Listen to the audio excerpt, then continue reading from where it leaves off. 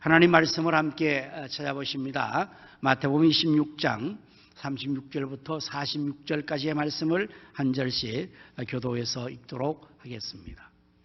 이에 예수께서 저들과 함께 겟세마네라 하는 곳에 이르러 저들에게 이르시되 내가 저기 가서 기도할 동안에 너희는 여기 앉아 있으라 하시고, 베드로와 세베대의 두 아들을 데리고 가실세 고민하고 슬퍼하사 이에 말씀하시되 내 마음이 매우 고민하여 죽게 되었으니 너희는 여기 머물러 나와 함께 깨어 있으라 하시고, 조금 나아가사 얼굴을 땅에 대시고 엎드려 기도하여 이르시되 내 아버지여 만일 할만하시거든 이 잔을 내게서 지나가게 하옵소서. 그러나 나의 원대로 마시옵고 아버지의 원대로 하옵소서 하시고, 저들이 와서 그 자는 것을 보시고 베드로에게 말씀하시되 너희가 나와 함께 한 시간도 이렇게 깨어 있을 수 없더냐. 시험에 들지 않게 깨어 기도하라. 마음에는 원으로되 육신이 약하도다 하시고, 다시 두 번째 나아가 기도하여 이르시되 내 아버지여 만일 내가 마시지 않고는 이 잔이 내게서 지나갈 수 없거든 아버지의 원대로 되기를 원하이다 하시고, 다시 오사 보신즉 그들이 자니 이는 그들의 눈이 피곤함이니로라. 같이 합니다. 또 그들을 두시고 나아가 세 번째 같은 말씀으로 기도하신 후 이에 저들에게 오사 이르시되 이제는 자고 쉬라. 보라 때가 가까이 왔으니 인자가 죄인의 손에 팔리느니라. 일어나라 함께 가자. 보라 나를 파는 자가 가까이 왔느니라. 아멘. 오늘은 종려주일입니다. 종려주일의 유래를 제가 서론에서 시작할 때 말씀드렸습니다만, 이스라엘 백성들이 예수님께서 나귀를 타시고 예루살렘 성으로 들어가실 때에 길가에 있는 종려나무 가지를 꺾어서 환영했던 것을 유래로 합니다. 이러한 의식은 왕이 왕도에 도읍할 때에 백성들이 환영하는 그러한 의식이고, 전쟁에 출정한 장군이 승리하고 개선에서 왔을 때에 그 백성을 또 환영하는 그러한 의식으로 종려나무를 흔들며 환영했습니다. 종려나무는 유대 나라의 가장 번성하고 성공적인 나무로 상징되어지는 나무입니다. 성경에서 시편에 의인은 종려나무같이 번성하리라 라는 말씀으로 종려나무를 소개하기도 합니다. 예수님께서 나귀를 타시고 예루살렘 성으로 들어가신 것은 왕이 되기 위해서가 아니라 우리 인류를 위해서 고난받으시고 십자가에 죽으시려고 들어가신 것입니다. 그래서 종료주일을 지난 오늘 이후 한 주간은 예수님께서 고난당하신 고난주간이 이어지게 됩니다. 이제 우리가 종료주일을 마치고 고난주간을 맞이하면서 오늘 저는 본문의 말씀을 중심으로 예수님의 고난에 동참합시다라는 제목으로 말씀을 준비를 했습니다. 예수님께서 당하신 고난에 대해서 우리는 전혀 모르는 바가 아닐 것입니다. 누차 들었고 또한 우리가 성경을 통해서 많이 알고 있기 때문입니다. 예수님의 고난당하심은 정신적으로 먼저 우리가 생각하면 정신적인 고난을 당하셨다 말할 수가 있는데요. 그것은 아버지 하나님께로부터 버림받은 것입니다. 혹시 여러분 중에서 버림받은 경험이 있는 분이 계십니까? 아마 그 누구에게 내가 버림을 받았다, 특별히 부모에게 버림을 받았다고 생각되면 그 고통은 아마 이루 말할 수가 없을 것입니다. 예수님께서는 십자가상에서 마지막에 이렇게 외치시며 운명하시죠. 엘리 엘리 라마 사박다니, 곧 나의 하나님 나의 하나님 어찌하여 나를 버리시나이까 라는 외침으로 하나님 앞에서 철저히 버림당하셨던 것을 주님께서 외쳤습니다. 이것이 바로 예수님 당하신 정신적인 고난이 아닌가 여겨집니다. 또한 예수님은 사랑하는 제자들에게 배반을 당했습니다. 가룟 유다에게서 팔림을 당했고 그렇게 큰 소리치며 충성을 맹세했던 베드로에게도 3번씩이나 부인을 당하고 나머지 제자들은 다 주님을 버리고 뿔뿔이 도망을 치는 이러한 배신을 당했습니다. 또한 많은 청중들에게서 배신을 당했습니다. 한때 예수님을 통해서 떡을 얻어먹었고 굶주린 배를 채웠던 그들, 모든 질병에서 고침받았던 그들, 심지어 귀신에 사로잡히어서 고통당한 그들을 예수님께서 귀신을 쫓아내고 고쳐줬던 그러한 많은 사람들, 그때는 예수님을 향해서 그들 모두가 유대의 왕으로 임하여 달라고 그렇게 외치며 추앙했던 그들이 한순간 돌변해서 예수님을 향하여 십자가에 못 박으라고 외쳤던 그들의 배반, 여러분 이것이 얼마나 큰 정신적인 고통이겠습니까? 배반을 당했습니다. 이뿐 아닙니다. 예수님께서는 수치와 모욕과 멸시를 당하셨습니다. 많은 사람 앞에서 예수님은 벌거벗김을 당했습니다. 그 옷을 다 벗겨져서 그의 알몬이 되었으니 이 얼마나 수치스럽습니까? 이게 얼마나 정신적인 트라우마가 심하겠습니까? 그리고 또한 사람들에 의해서 침뱉음을 당하고 사람들은 예수님을 왕으로 조롱하면서 갈대를 꺾어서 예수님 머리를 툭툭 치며 네가 유대인의 왕이냐고 조롱을 했으니 여러분 이것이 얼마나 정신적으로 고통스러운 고난이 되었겠습니까? 우리가 누구에게 서운한 말 한 번 들어도 우리는 잠이 오지 않는데요. 누가 나에게 애많은 소리로 나를 모욕하고 나를 욕하고 나를 그렇게 했다면 정말 그것은 오랫동안 가슴속에 머릿속에 남지 않겠습니까? 예수님께서는 그러한 고통을 정신적인 고통을 당하셨습니다. 그것이 다가 아니었습니다. 이제 정말 예수님의 육체에는 이루 감당할 수 없는 엄청난 고난을 주님께서 당하셨는데 우리 주님의 고난당하신 그 모습을 잠시 영상으로 우리 한번 시청하도록 하겠습니다.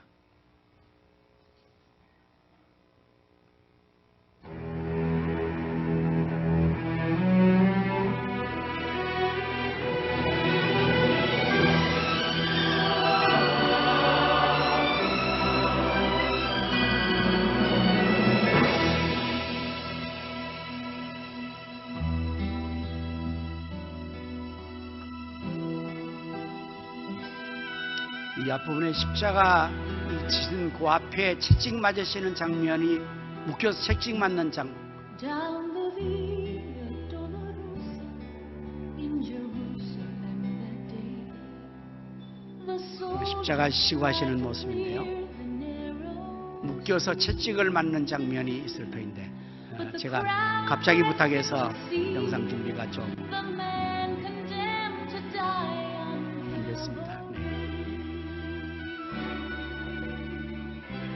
네, 여기까지 우리가 전시하죠. from a beam. 예수님께서는 등허리에 채찍을 맞으셨습니다. 옷을 벗긴 후에 손이 착고에 처해서 고정된 후에 로마의 군병들이 잔인하게 예수님의 등허리에 채찍을 가했습니다. 로마의 이 채찍은 이제 가죽끈으로 채찍을 만들죠. 그리고 가죽 끝에 흉기를 붙입니다. 날카로운 쇠조각이나 또는 그 어떠한 뾰족한 것들을 달아서 이 죄인을 채찍질할 때 더 고통을 가중시키기 위해서 하는 것이죠. 여러분들 아마 이 책임하시는 장면을 보셨을 터인데요. 예수님을 옷을 윗도리를 벗기고 그리고 예수님을 손을 묶어서 고정시킨 후에 로마의 흉악한 군병들이 그 채찍을 들어서 등허리를 칩니다. 이 채찍을 휘둘러 갈 때 휙 하고 채찍이 가면서 이제 마지막에 그 등허리 살점 안으로 마지막 끝에 있는 그 흉기가 확 바뀌죠. 그리고 나서 그 채찍을 다시금 잡아당기면 그 등허리의 살점이 같이 뜯겨 나가는 겁니다. 채찍을 맞는 아픔만이 아니에요. 이건 이런 식으로 채찍을 계속 쳐내는 거예요. 예수님의 등허리의 살점을 다 뜯어내는 겁니다.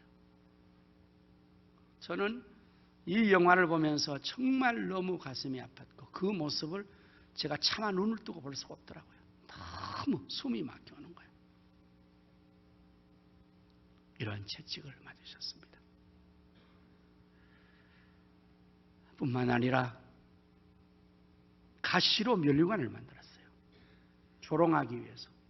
유대인의 왕이라고 예수님께서 말씀하시니까 가시로 그 면류관을 만들어서 예수님 머리 위에 살짝 얹어 놓은 게 아니에요. 그 가시관을 짓눌러 버리는 것입니다. 뾰족하고 긴 가시가 예수님의 머릿속으로 그냥 찔려 들어간 것이죠. 푹 박혀서 피가 툭 떨어지기 시작합니다. 우리가 실수로 내 손에 작은 가시 하나 박혀도 이게 알이고 쓸입니다. 그런데 예수님의 그 머리의 가식은 정말 깊숙이 박혔던 겁니다. 얼마나 고통이 심했겠습니까? 그게 다는 아니었죠. 보시는 것처럼 저 무거운 십자가를 만신창이 된 예수님께서 지시고 가실 때 한 걸음 떼고 넘어지고 한 걸음 떼고 넘어지는 겁니다. 그럴 때마다 채찍을 가하고 드디어 예수님을 골고다의 언덕으로 끌어올리고 와서 거기에 십자가를 눕히고 그 위에 예수님을 눕힌 후에 손발에 대못을 박죠. 그 못이 손을 뚫고 발을 뚫고 관통하도록. 여러분, 이게 얼마나 큰 고통이겠습니까? 얼마나 큰 아픔이겠습니까? 등허리에 채찍, 머리에 가시 면류관, 손발에 박힌 목. 이제 그리고는 예수님을 그 십자가에 달아서 곧바로 십자가로 세우죠. 예수님의 이 체중이 손발의 그 못에 박힌 그것에 매달려서 눌러내리니 얼마나 그 고난이, 고통이 심했겠습니까? 사랑하는 성도 여러분, 우리 예수님께서는 왜 이런 고통을, 왜 이런 고난을 당하셨을까요? 이사야 선지자는 이렇게 말합니다. 이사야 53장 4절에 그는 실로 우리의 질고를 지고 우리의 슬픔을 당하였거늘 우리는 생각하기를 그는 징벌을 받아서 하나님께 맞으며 고난을 당한다 하였노라. 그가 찔림은 우리의 허물 때문이요 그가 상함은 우리의 죄악 때문이라. 그가 징계를 받음으로 우리는 평화를 누리고 그가 채찍에 맞음으로 우리는 나음을 받았도다. 우리는 다 양 같아서 그릇 행하여 각기 제 길로 갔거늘 여호와께서는 우리 무리의 죄악을 그에게 담당시키셨도다. 예수님께서 왜 그 모진 고난을, 그 고통을 당하셨다고요? 하나님에게 무슨 죄가 있어 징벌을 받았다고요? 그것이 아닙니다. 그는 실로 우리의 죄악을, 우리의 질고를 담당하셔서 우리가 맞을 채찍을 대신 받으셨고 우리가 받을 고난을 대신 받으셨고 우리가 죽어야 할 그 죽음을 대신 죽으신 거지 않습니까? 바로 그 주님의 고난 당하신 주간이 이 주간입니다. 혹자들은 말합니다. 예수님께서 대신 고난을 다 받으셨으니까 우리는 나음을 입었으니까 평화를 누리니까 고난 주간도 그렇게 슬퍼할 필요 없다. 예수님께서 다 고난 당하시는데 우리가 또 그렇게 슬퍼할 필요가 뭐 있냐? 정말 그렇게 생각해도 되는 걸까요? 예수님의 고난과 나는 아무 상관이 없는 겁니까? 아니, 우리 사랑하는 가족이 돌아가신 그 기일에 아무런 생각 없이 룰루랄라 지내도 괜찮습니까?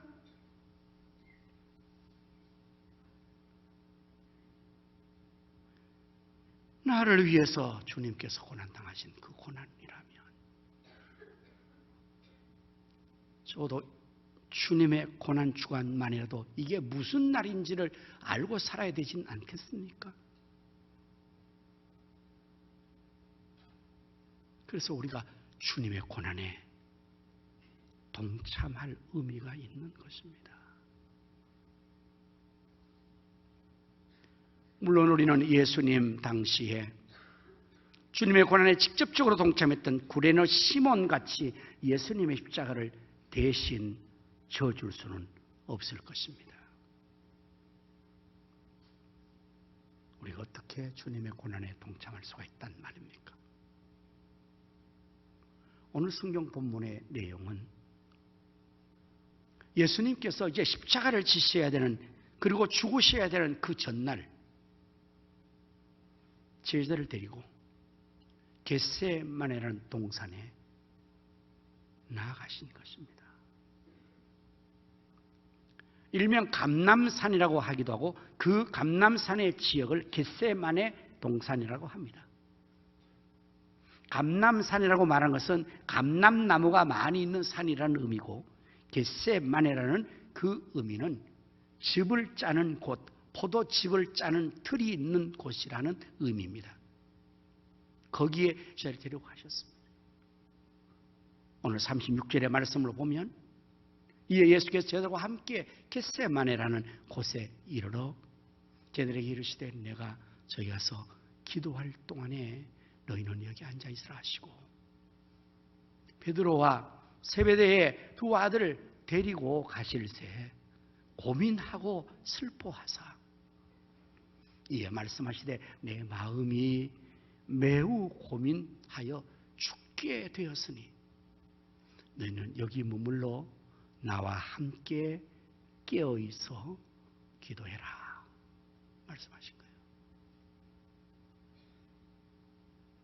예수님께서 지금 어떤 상황이라고 말합니까? 십자가를 지셔야 되는 그 죽음의 앞에서 예수님 마음이 몹시 고민되어서 죽게 됐다고 표현했어요. 예수님께서 우리가 정말 너무 힘들면 죽겠다, 죽을 것 같다, 그렇게 표현하는 것처럼 하신 것입니다.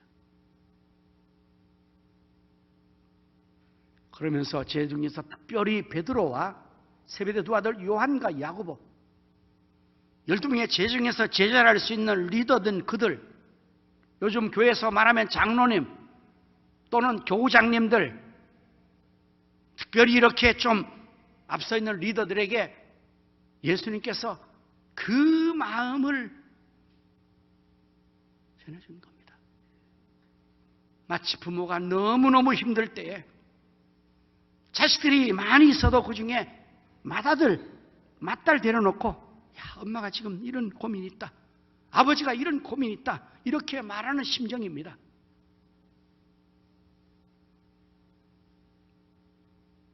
그러면서 나와 함께 기도해달라. 근데 저는 어떻게 했을까요? 40절의 말씀 보니까 쉐리고사 그 자는 것을 보시고 베드로에게 말씀하시되 너희가 나와 함께 한 시간도 이렇게 깨어있을 수 없더냐. 시험에 들지 않게 깨어 기도하라. 여러분, 이 상황을 여러분 어떻게 이해하시렵니까? 우리는 이 다음 말씀이 너무 우리에 대한 이해심, 동정되는, 동감되는 말씀으로 이게 참 좋아요. 마음에는 육신이 약하다. 그랬겠지. 마음에는 깨어 기도하고 싶었겠지. 그러나 육신이 약해서 잠들었겠지. 그렇게 우리가 그러니까 충분히 이해할 수가 있는 상황으로 넘길 수가 있겠죠. 아무리 육신이 약해도 그렇지, 아무리 졸려도 그렇지, 아무리 피곤해도 그렇지, 지금 예수님께서 이렇게 고민해서 죽게 됐다고 말하고 있고 이렇게 상황에서 함께 기도해달라고 부탁하는데 어떻게 거기서 잠을 자고 또 잠을 자고 또 잠을 자고 끝까지 자고 만단 말입니까?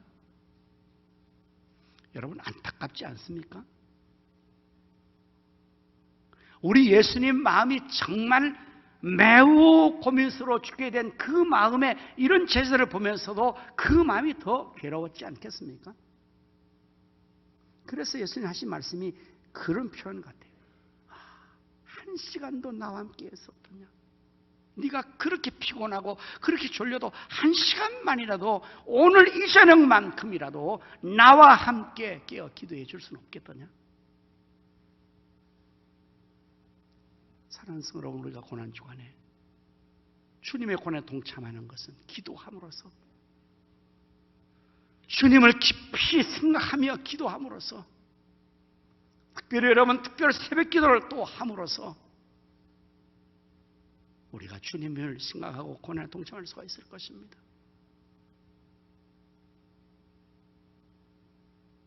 저희들이 이렇게 자고 또 자고 또 자고 끝까지 자는 그 순간도 예수님은 아버지 하나님께 나가서 기도하십니다. 아버지, 할만한 시간 이 자를 내게서 지나가게 하여 주옵소서. 그러나 내 뜻대로 마옵시고 아버지 뜻대로 되기를 원합니다. 두 번째 또 기도하여 아버지, 아버지의 뜻이라면 이 잔을 내가 받겠습니다. 세 번째 기도할 때도 역시 아버지, 이 잔을 내가 받겠습니다. 이 기도를 하신 거죠. 의사인 누가는 이 장면을 이렇게 묘사했습니다. 누가복음 22장 44절 말씀에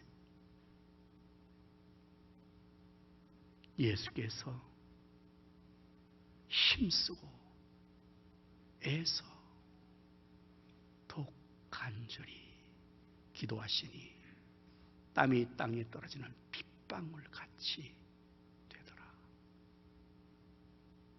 제가 누가가 의사라고 전제한 이유가 있습니다. 마태, 마가, 요한은 그냥 본 것으로 기록했지만 누가는 전문적인 의사의 시선으로 본 것입니다. 의학적인 진단을 한 것이라는 거예요. 의학적인 서술을 한 것이란 말이에요. 곧 예수님께서 얼마나 처절한 기도를 하셨는가를 힘쓰고 애써 더욱 간절히 그렇게 했다는 증거가 땀이 떨어지는 것인데 그 땀이 아니라 핏방울이에요. 의학적으로 사람의 모세혈관에 애쓰고 힘쓰면 파괴된대요. 산모가 아이를 출산할 때 생명이 끊어질 것 같은 고통 속에서 그때에 그 용쓰고 힘쓸 때 땀이 나오는데 그게 땀방울에 핏방울이 된다는 겁니다. 왜냐하면 이 안에 있는 피부 속에 모세혈관이 다 터져버린 거예요. 그래서 그 땀구멍으로 피가 같이 흘렀다는 것입니다. 예수님이 그토록 기도하셨어요.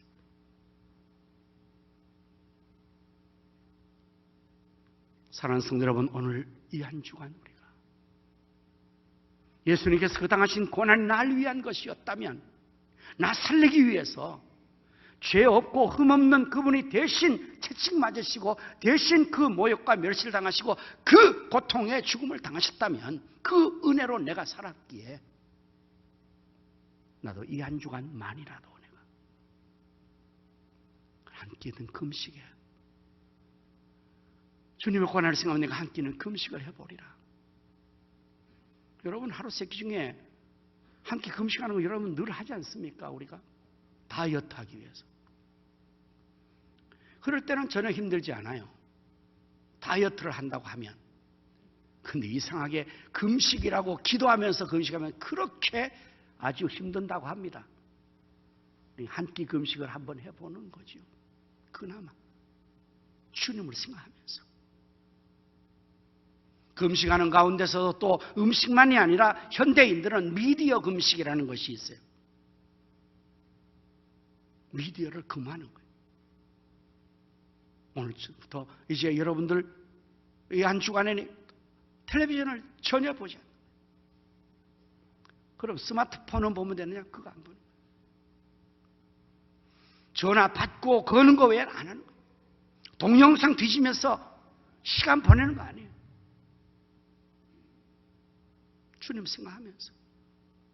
내가 평소에 했던 취미, 스포츠 이것도 금지하는 거예요. 한 주간 안 해도 안 죽으니까. 모든 것들을 다, 세상 것들을 다 차단하는 거예요. 주님 가신 그 고난을 내가 동참하기 위해서. 그렇기 때문에 아마 시간이 남을 것입니다. 무료할 것입니다. 그때 주님을 생각하시는 거예요. 그때 사명을 생각하시는 것입니다. 예수님께서 가신 그 십자가 길을, 나도 나의 십자가 사명의 길을 고난을 당하면서 나아가보는 것입니다. 여러분, 이것이 정말 그리스도인다움이 아니겠습니까? 아무든지 나를 따라오던 자기를 부인하고 날마다 제 십자가를 지고 나를 딸 것이라고 주님 말씀하셨는데, 이것이 참 제자다움이 아니겠습니까? 고난 주간에 아무런 의미가 없이 평소와 같이 지내는 것과, 정말 이 주간은 고난 주간이야, 우리 주님께 고난당한 주간이야, 여기에 까만 리본에 달고 해야 되는 그러한 주간이 아닙니까? 세월호 참사에 했던 국민의식 같은 의식을 해야 되는 그러한 주간이 아닐까요? 아무 상관없는 주간이 아니지 않습니까? 바라기는 우리 모두 이 한 주간